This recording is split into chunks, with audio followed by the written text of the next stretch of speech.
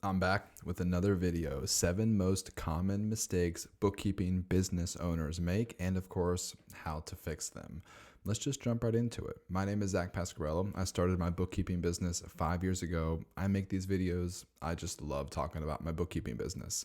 So I'm just going to go ahead and get started. Number 1, not starting soon enough. Most people who want to start a bookkeeping business think, let me go to college, let me get a job, let me get some experience, let me get these certifications, all these qualifications. The number one mistake people make, not starting soon enough. You've all heard the term paralysis by analysis, and that applies to people trying to start a bookkeeping business. Learn bookkeeping simultaneously while you create marketing content, because it's going to take you 30 to 60, maybe 90 days to get your first client. So the biggest problem is people spend 3 months trying to learn bookkeeping and learn QuickBooks, and then they start marketing, and then they have to wait 3 more months before they even get their first client. So I would much rather you just start doing both at the exact same time. Don't worry, you're not going to get 20 clients tomorrow as soon as you make your first social media post. It's just not going to happen. Instead, just continue to create content, do marketing, do some research, figure out what to talk about, and simultaneously learn bookkeeping. Learn bookkeeping fundamentals: assets, liabilities, equity, accounts receivable, accounts payable, income, expenses, P&L, balance sheet, debits, credits. Of course, learn bookkeeping fundamentals, learn basic accounting concepts, but also start marketing simultaneously. Get your website, get your Google My Business profile, get your LLC set up, get your social media set up, start creating content, start telling your friends, start telling your family, start making social media posts, telling everybody, hey, just started a bookkeeping business, start today. When I started my investment fund, Zip Capital, I just got started ASAP, and then I figured it out as I went. Are you going to make mistakes? Of course. Everybody makes mistakes. As an entrepreneur, you cannot be afraid of making mistakes. That's going to happen. The one thing you need to do, if you make a mistake, learn from it and just don't make the same mistake twice. Mistakes happen. Everybody's human. Just don't make the same mistake twice. When I started Zip Capital back in January of 2025, I didn't really know what I was doing. I partnered with attorneys. I got some mentors, watched some YouTube videos, of course, did as much research as I possibly could, but I didn't wait until I was a real estate expert. I didn't wait until I knew everything about investment funds. I just started Zip Capital right away, and now I'm offering 8% up to 12% fixed returns to accredited investors, and everything is SEC compliant with my investment fund, thanks to my attorneys and thanks to all the research that I did. So just get started ASAP. That's number 1, not starting soon enough. Number 2, using QuickBooks Desktop. Just don't do it. You got to be willing to lose clients who are already using QuickBooks Desktop. It happens. It doesn't happen nearly as often as it used to because Intuit is phasing out QuickBooks Desktop. I have a course that's linked in the description of this video, and I go through every QuickBooks Online tutorial that you need to get started. I show you what you actually need to know to do bookkeeping for your bookkeeping clients. So if you're worried about QuickBooks Online, consider checking out my course. It's linked in the description of this video. I share my screen and I literally point and click, and I show you exactly what you need to do to actually service your bookkeeping clients. But if some people are using QuickBooks Desktop, you got to be willing to lose those clients. There's one caveat I will say. If you've been a bookkeeper for a long time, if you already know how to use QuickBooks Desktop, then sure, continue using it. That's fine. I'm not really talking to you. I'm more so talking to people who are brand new and just now learning how to use QuickBooks. My opinion, don't waste your time learning QuickBooks Desktop. The majority of business owners are on QuickBooks Online. Now, if you really want to learn QuickBooks Desktop, just understand this. There's only so much time in the day. So here's my reasoning for saying abandon QuickBooks Desktop. Because I want you to be an expert. I want you to be really good at what you do. And so if you spend 20 hours every week on QuickBooks Desktop, 20 hours every week on QuickBooks Online, you're missing out. You're 20 hours per week behind the other person who's going all in on QuickBooks Online.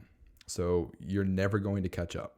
You're never going to be as good at QuickBooks Online as the other person who's going all in and who's spending 40 hours a week just working in QuickBooks Online. So you're competing against other people who are spending twice as much time as you working on QuickBooks Online.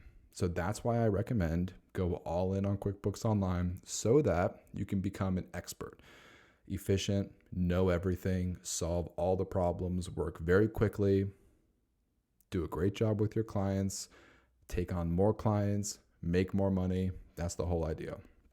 I grew my bookkeeping business to 87 clients.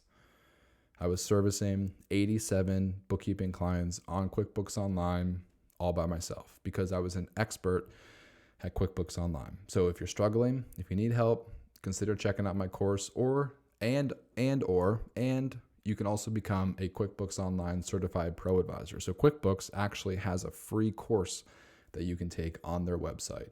I actually recommend doing that and take my course. So don't just take my course. Don't just get the QBO certified pro advisor. They both work really well together.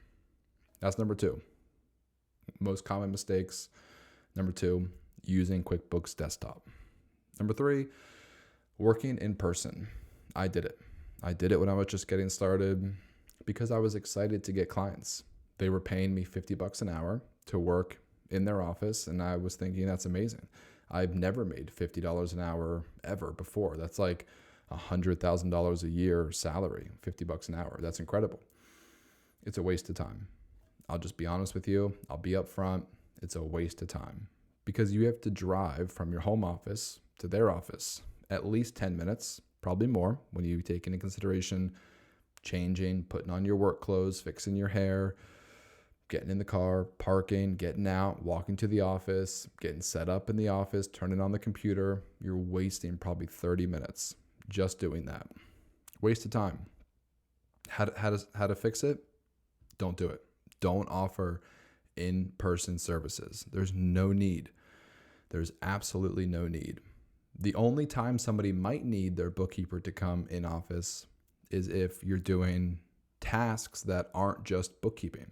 Like if you're opening their mail, or if you're organizing their paper receipts, or if you're organizing their filing cabinet, or managing their schedule, or doing other office manager type tasks, which that's great. Those are definitely things that a business needs. I don't offer that. As a bookkeeper, I keep it simple, straightforward, and very specific. I only do bookkeeping, which means I categorize your transactions in QuickBooks Online, reconcile your accounts, generate your financial reports. I can do all of that virtually, remotely, at my home office, with a computer and an internet connection, no driving necessary, no time wasted, super efficient. That's if I imagine there would be literally no way that I could service 87 bookkeeping clients driving to their office. It would be absolutely impossible. So I work virtually, I work remotely, and it works really well. If you currently have clients who you're going to their office and you want to get out of it, be willing to lose them. That's the price you have to pay. But I think long term, it's in your best interest. So it might be an in-person conversation. Maybe it's just an email. Hey, business owner, I've really appreciated working with you over these past 6 months. Thank you so much for the opportunity to come into your office and do your bookkeeping. I can still do your bookkeeping, but I'm changing my company policy to only work virtually. If you want me to stay, I would be more than happy to stay on as your virtual remote bookkeeper. Absolutely. Love to work with you. However, if that's not an option, I understand. I would be willing to work with you in the meantime as you transition and find a new in-office bookkeeper. Working in person, in my opinion, huge waste of time. Don't do it. Be willing to lose clients. Just like QuickBooks Desktop, be willing to lose clients. Number 4, Most common mistakes, offering to do payroll. People are going to come to you and say, I need help with bookkeeping, taxes, and payroll. Can you do it? And you're going to see dollar signs. You're going to see a $2,000 a month client. You're going to see $300 a month to process payroll, $500 a month to help with taxes, and $1,000 a month to do their bookkeeping. And you're going to get so excited. Let me just warn you, payroll is very complicated. If you already know how to do it, amazing. Go do payroll. If you already know how to do it, if you like doing it, don't let me stop you. If you don't know how to do it, if you're thinking, gee, I just want to make some extra money, I don't want to lose clients, I guess I have to offer payroll. I'm here to tell you that's not true. You don't need to offer payroll just to be a bookkeeper. All of my clients have somebody else doing their payroll. It's 100% possible. You can get a ton of clients just doing bookkeeping. You don't need to do payroll. I don't do it because it's very complicated.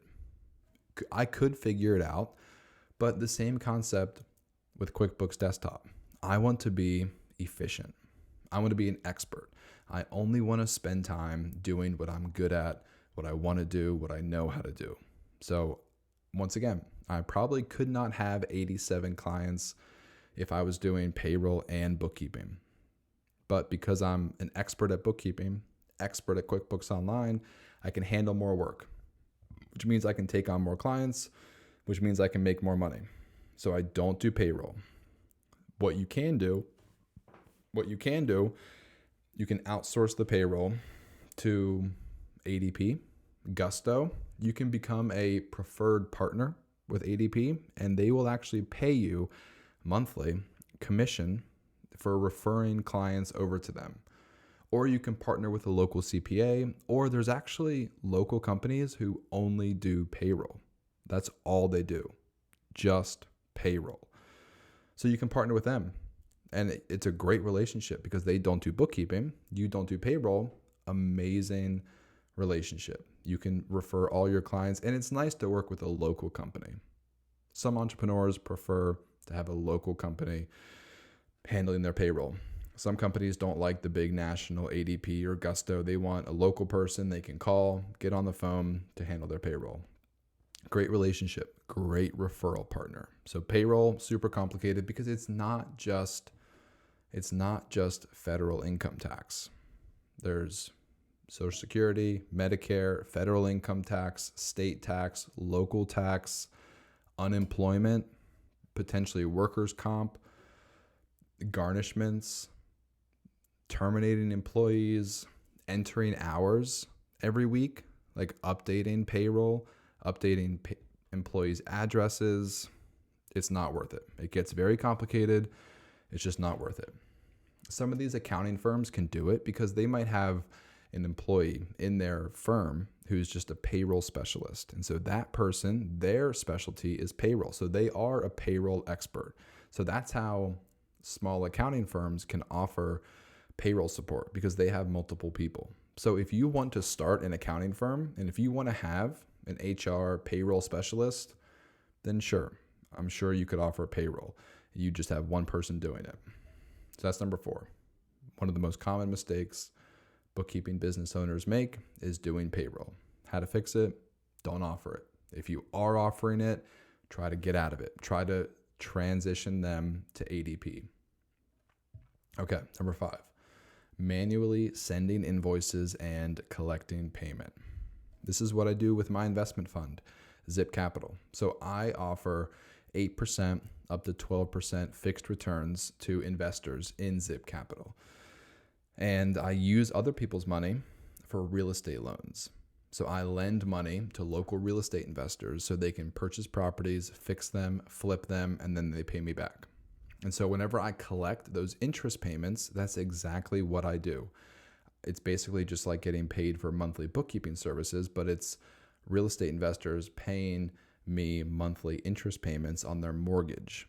So I have them sign an ACH authorization. And then with my bank account through Zip Capital, I have ACH origination set up. So once they sign the ACH authorization, I get their bank account number, routing number, and they agree that I can pull their mortgage payment every month. Let's call it $2,000.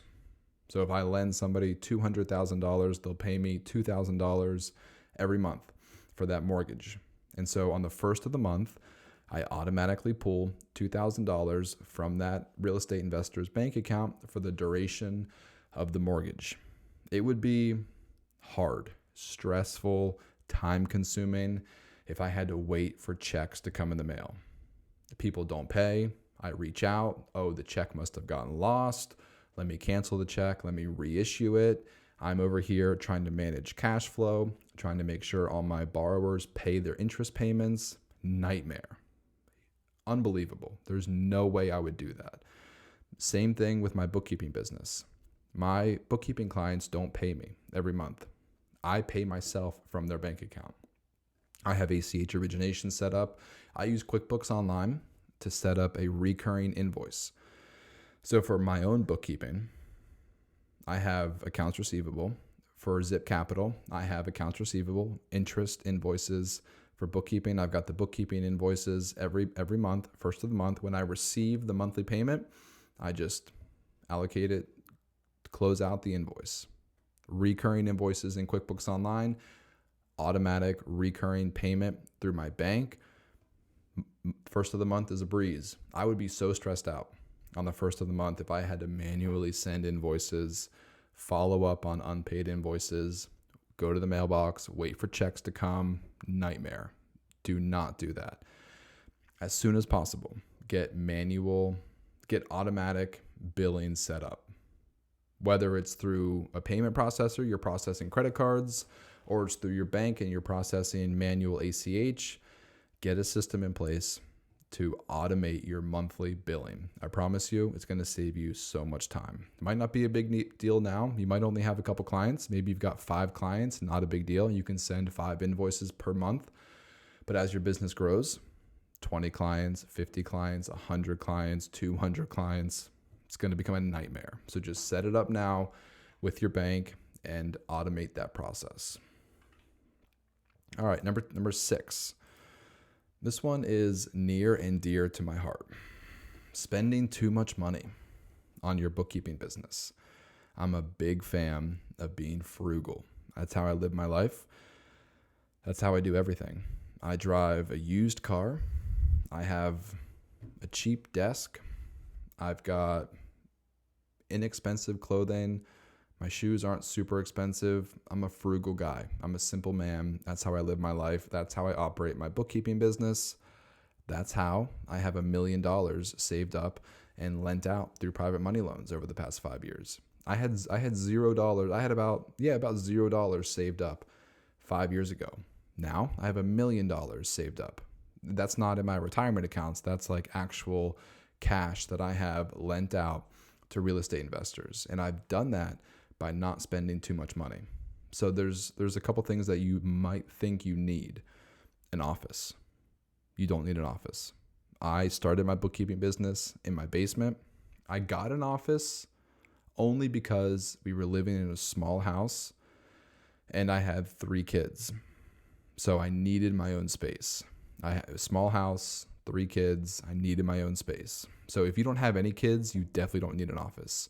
If you've got a big house, definitely don't need an office. If you've got a small house with kids, okay, fine. Maybe you need an office, but you don't need something crazy. I had a small executive suite, $600 per month. Now, I don't live in a big city, so I'm sure if you live in a big city, it might be more expensive, but you can maybe find co-working space where it's cheaper. You don't need to spend a ton of money on an office. Advertising. I've bootstrapped all of my advertising. It's always been me. I've done it all myself. I think you need to learn how to do it. You need to learn how to do advertising. You can eventually outsource it, but I think you need to try it yourself first. I'm going to challenge you. You need to try it for a year. It needs to work. You need to grow a successful bookkeeping business for a year by yourself, and then maybe you could consider outsourcing your advertising, paying for it. But I recommend try to do it yourself. Merchandise, t-shirts, pens, mugs, things with your logo on it, bumper stickers, stickers for your car, billboards, TV commercials. I don't think you need it. I think it's just extra. It's just a waste of money. It's cool. It makes you feel good. If you want to get a couple t-shirts with your logo on it, go ahead. But I don't think you need to spend thousands of dollars on merchandise. You definitely don't. If you want to, you can, but you don't need to spend thousands of dollars on merchandise, especially if your budget's tight, especially if you're trying to save money and trying to start from zero, from nothing. You don't need to spend money on an office, advertising, merchandise, or fancy software. All you need is a computer and an internet connection. And you don't even need an internet connection. You can go to a local cafe, or you can take your laptop to a library if you don't have internet, but I'm sure you have internet, especially if you're watching this video. So you probably have internet. Maybe you don't have a laptop, but you can find an affordable laptop for $500, maybe $600 on Amazon. All you need is a computer and an internet connection. And then finally, contractors. You can do everything yourself. You don't need a virtual assistant, executive assistant, office manager, social media manager. You don't need to hire other bookkeepers. You can if you want when you get to that point, but when you're just getting started, you don't need anybody. I don't have anybody. It's just me. I do have one contractor. And so now that I started Zip Capital, any new bookkeeping client, I'll just be totally honest with you because I talk about it a little bit. So I just want to be honest with you. I have one contractor. He started with me in April. So any new bookkeeping client that came to me, I just immediately gave to my contractor. But for the first 5 years, I grew by myself without working with anybody. I just hired this contractor so that I could basically not turn down work. I figured might as well just give them to the contractor and we'll split the revenue. So I do have a contractor, but I got to 80 clients by myself. Okay, number 7. I think the title of this video might be 7 most common mistakes. We're at 7 right now, but stick around till the end because I have 2 bonus tips. I like to underpromise and overdeliver. So I'm going to give you a little bit more value than you thought you'd come in here for. So number 7, being afraid to market online. You are an entrepreneur. You're a business owner. You are not just a staff accountant. If you just want to be a bookkeeper, accounts payable, accounting clerk, staff accountant, accounts receivable specialist, if that's all you want to do, that's amazing. We need more accountants and bookkeepers, but you're not going to be a successful business owner, entrepreneur, if you're afraid to do marketing. You're not just a staff accountant. You need to be willing to put yourself out there. Now, that looks different for everybody. I'm not necessarily saying that you need to show your face or you need to post pictures of your personal life on the internet. I'm not saying you need to do that. Doing that might help because financial services are all about trust. So being relatable, being personal, building trust with your social media following will absolutely help you get bookkeeping clients. It's not 100% necessary, but you need to do some type of marketing. You need to do some type of marketing. Website, SEO, social media, blog, videos, tutorials, pictures, whatever it is. You need to do some type of marketing. For Zip Capital, I talk about it every day. I don't need to. I could probably stop marketing and be okay, but I want to grow. That's the thing. You could get 20 clients and live the rest of your life, make $5,000 to $10,000 a month and be very comfortable and probably not have to do a ton of marketing. If that's what you want to do, amazing. You can do that. But if you want to get to 50 clients or 100 clients or 200 clients, you're going to have to do some type of marketing. So for Zip Capital, my goal is to raise $5 million. Right now I have about $2 million lent out. So I'm almost halfway to my goal of getting to $5 million. I'm talking about it every day, and I'm not going to stop talking about it because I want to grow and because people need a constant reminder. You're not just talking to your posts might get 50 views, but you're not talking to the same 50 people every day. There's new people cycling through your social media. You're getting new eyes on your posts. You're getting new people to view your content. You need to continue talking about it every day if you want to grow. You can never stop. You got to be consistent every day, and you got to commit long term. This is a long-term strategy. This is not a get-rich-quick scheme. It's a long-term strategy. Linked below, I've got my website for Zip Capital. If you want to register to learn more about investing in Zip Capital, you have to be a U.S. citizen and an accredited investor. Check it out. Register on my website. And also, if you need help with social media marketing, my course goes into everything in full detail. That's linked below, but then also on my store, on my website, harrisburgbookkeeping.com/store, I have a 30-day social media marketing strategy guide. And then finally, every Monday at 3 p.m., I host a weekly call. I've got 2 more tips, so don't stop watching yet. I've got 2 more tips, most common mistakes that bookkeeping business owners make. But every Monday at 3 p.m., I host a live group call. Right now, 40 other bookkeepers just like you are signed up for it. 3 p.m. Eastern Standard Time for 1 hour. It's a live Q&A. It's a live Q&A. It's a Google Meet. It's a virtual meeting. Everybody can talk. Everybody can ask questions. I answer people's questions. It's really beneficial for holding you accountable and supporting you while you start and grow your bookkeeping business. So that's also linked down below, live group meetings. Strongly recommend doing that. Super helpful, very beneficial, great accountability and support group. Okay, 2 more things. Underpricing. One of the most common mistakes, underpricing. And it can look several different ways. Pricing hourly is a huge mistake. And then also taking on monthly clients for less than $200. When I first got started, I took on work $25 an hour, and I took on a monthly client $100 per month. Huge mistake. $25 an hour, that's not a business owner. That's maybe an independent contractor. That's an underpaid independent contractor, $25 an hour. I would say first, don't do anything hourly, but if you absolutely have to, $50 an hour to get started, maybe $100 an hour after you have a year of experience. But I strongly recommend don't work hourly. It makes you feel like an employee. You have to clock in, track your time, justify your hours. It makes you feel like an employee, and it doesn't incentivize you to be efficient. Like, if I've got this project, if I can get it done in 5 hours, I'm going to make less money than if I can get it done in 10 hours, but I can work twice as efficiently. Doesn't make sense. Don't work hourly.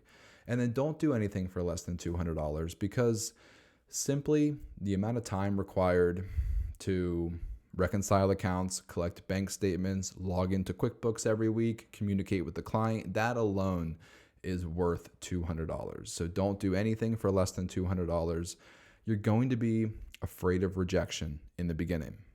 But keep in mind that the first rejection during the end of the quoting process is not necessarily the end of the negotiation. If you quote somebody $500 per month for bookkeeping and they say, that's too much, it's not over yet. It's time to negotiate. You say 500, they say that's too much. You say, okay, what's your budget? How much were you looking to spend? Maybe they'll say, I was hoping to keep it at $400. You say, great. How about we split the difference? I could compromise. I'll do it for $450. Boom. Amazing. I would much rather you say $500 and then compromise down to $450 versus you say $250 because you're afraid of rejection, and they accept your $250 quote, and now you're missing out potentially on $200 extra per month, which is $2,400 per year that you just missed out on because you underpriced your services, because you were afraid of rejection, because you weren't willing to negotiate during the sales process. Finally, last one. Not having a client agreement. It makes you look unprofessional. It's so easy to get. And once it's set, you're done, and you can electronically deliver your client agreement with PandaDoc. I also have that for sale on my website, linked below. Check out all the links, check out the description of this video. I've got a ton of resources for you. I appreciate you watching. I hope this was helpful. I'm making new videos every week. Tune in. I'll see you next time.